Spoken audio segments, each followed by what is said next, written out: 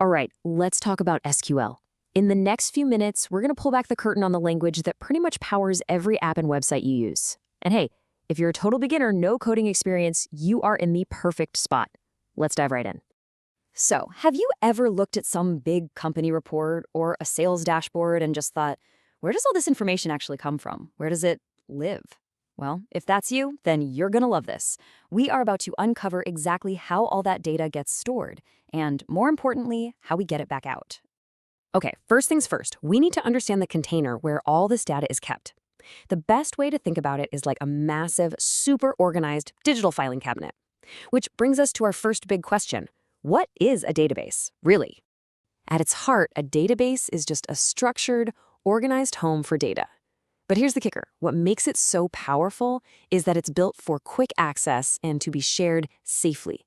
That's the real game changer compared to, say, a simple spreadsheet. A database is designed to handle millions, even billions, of records without even breaking a sweat. It's all about performance and security. You know, to make this idea really click, we're going to use a super simple analogy. Let's just forget all the technical jargon for a second and picture a big, sturdy cupboard. Got it? That cupboard, that's our database. So let's break this down. The cupboard itself, that's the database.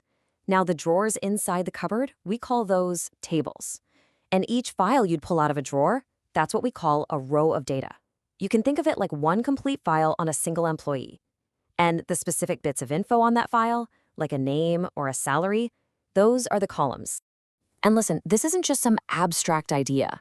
In a real business, this cupboard is holding the absolute crown jewels. I'm talking every employee's details, all of your customer information, every single order and payment, and complete lists of every product you sell. It is the central source of truth for the entire company. So we have this perfectly organized digital cupboard, which is great. But how do we actually ask it for a specific file from a specific drawer, right? We need a special language to communicate with it. And that language is the key to unlocking all of its power. And that is the crucial question, isn't it? You don't just pry the drawer open. You need a very precise, very clear way to make a request. You literally have to speak to the database. And that special language is SQL. It stands for Structured Query Language. Honestly, it's the universal standard for talking to almost any database out there. You don't open the database files yourself. Instead, you send it questions. We call them queries written in SQL. Now, I know this might look like code, but forget that for a second.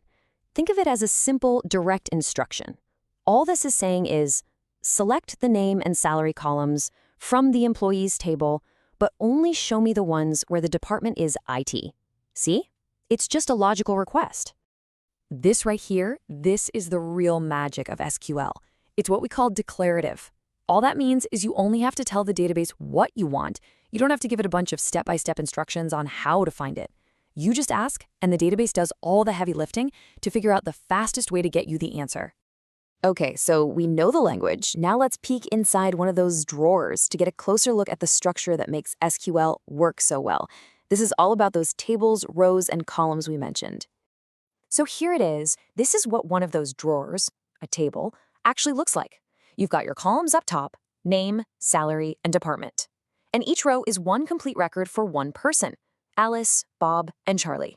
It's just a simple grid, but this structure is incredibly powerful. And here is the golden rule.